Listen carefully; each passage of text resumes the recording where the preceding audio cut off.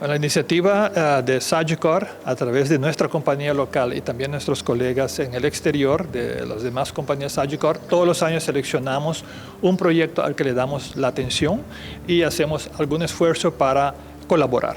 En este caso vamos a hacer una actividad de recaudación de fondos a través de una acción de bingo que va a ser el 31 de mayo a las 7 a través de un canal de bingo que la gente puede disfrutar en su casa y, bueno, antes de hacerlo, comprar los tiquetes para así tener los fondos para ayudar a la escuela.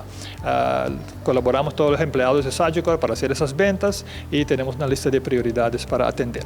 Le pedimos a todos para que estén atentos en los medios sociales para saber el momento, la hora del programa, canal del programa y así prepararse para participar. Va a ser divertido y con una muy buena causa en mente. Sí, hemos estado colaborando con la escuela ya en anteriores ocasiones, hemos donado computadoras y hemos preparado este proyecto de este año desde hace tiempo.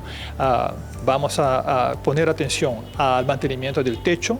Hay una parte del techo de una de las aulas que vamos a dedicar para una biblioteca. Hay que primero taparlo de las goteras de lluvia y después de eso vamos al interior y vamos a ayudarles a hacer una biblioteca totalmente moderno. También vamos a atender en el patio de juego de los muchachos. Vemos que el asfalto está en muy malas condiciones, los muchachos se caen, se abren la rodilla, se hacen heridas y tú sabes que los muchachos juegan y vamos a tratar de poner una superficie de material moderno que es liso pero no resbala y que los muchachos puedan jugar en forma segura. También los techos, la lluvia ha afectado muchísimo. Vamos a pasar por varias partes del techo para reponer las placas del techo y también hacer mantenimiento de pintura a la madera.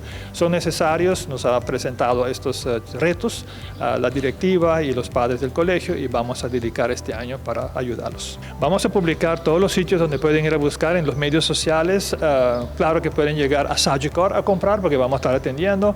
Hay varios lugares que venden loto y venden bingo también. Estén atentos, donde ven un póster vamos a repartirlo, los que quieren colaborar con nosotros y vamos a publicar la lista de todos los que van a vender. Claro, también los mayores, los padres de los muchachos aquí del colegio van a estar vendiendo también. Si tienen contacto con alguno de ellos, ya saben dónde ir.